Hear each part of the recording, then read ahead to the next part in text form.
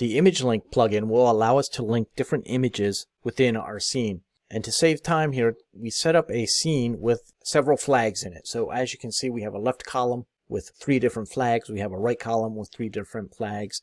But in this scene, we want to set it up so that if we replace one image, then all of the images will get replaced with it. And we can use the image link to do that.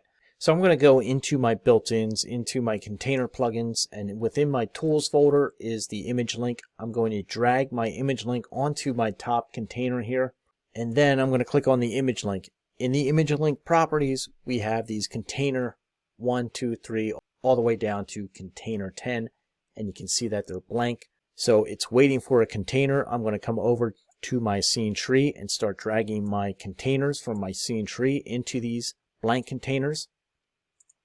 And you can see as we do that how all of these images are getting replaced with the first image, because that's where we have the image link on it. Now if we needed to replace all of these images again with another image, you could just go into the server, choose another image, and drag it right onto that top image container, whichever has the image link plugin on it, and then it will replace every other image within the scene.